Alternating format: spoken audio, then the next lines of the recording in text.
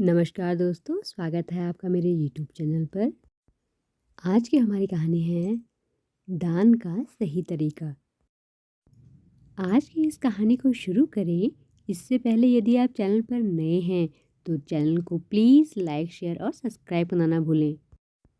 तो चलिए शुरू करते हैं आज की कहानी, दान का सही तरीका। एक बार की बात है, भगवान श्री कृष्ण और महान योद्धा अर्जुन कहीं जा रहे थे।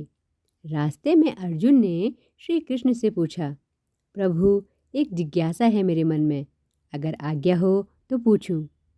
भगवान श्री कृष्ण ने कहा, अवश्य पूछो। तब अर्जुन ने कहा, प्रभु, दान तो मैं भी बहुत करता हूँ, परंतु सभी लोग मेरी तुलना में कर्ण को ही सबसे बड़ा दानी क्यों कहते हैं। यह प्रश्न सुन श्री कृष्ण मुस्कुराए और उन्होंने पास ही में ही स्थित दो पहाड़ियों को सोने का बना दिया और अर्जुन से बोले, हे अर्जुन, इन दोनों सोने की पहाड़ियों को तुम आसपास के गांव वालों में बांट दो। अर्जुन ने तुरंत ही सभी गांव वालों को बुलाया और उनसे कहा, आप लोग पंक्ति बना ले, अब मैं आपको सोना बांटूंगा। इतना कहकर अर्जुन ने उन गांव वालों को सोना बांटना शुरू कर दिया।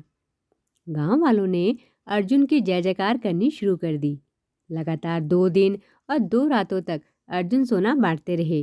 उन्हें लगने लगा कि इन लोगों को मैं कितना सोना बांट चुका हूँ, उनका जीवन मेरी वजह से ही खुशहाल हुआ है। यह सोचकर अर्जुन को घमंड होने लगा।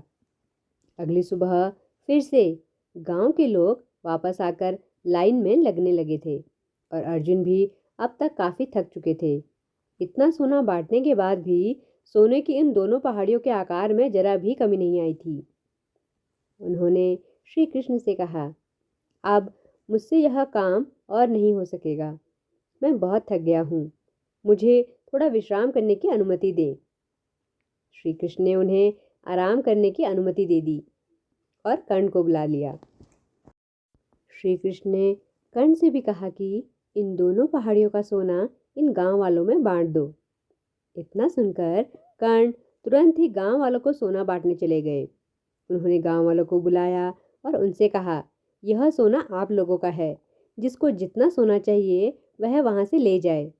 इतना कहकर कर्ण वहां से चले गए। यह देखकर अर्जुन ने पूछा, ऐसा करने का विचार मेरे मन में क्यों नहीं आया।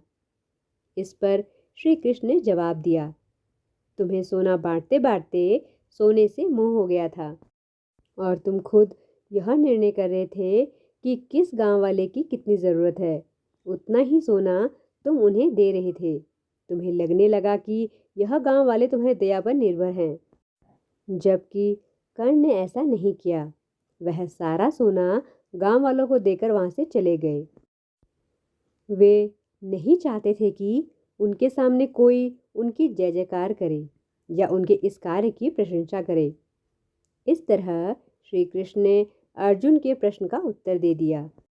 आज की इस कहानी से सीख, इस कहानी से हमें यह शिक्षा मिलती है कि अगर हम किसी को कुछ दान दें या सहायता करें तो हमें उस पर घमंड नहीं करना चाहिए, इसे अपना कर्तव्य समझना चाहिए।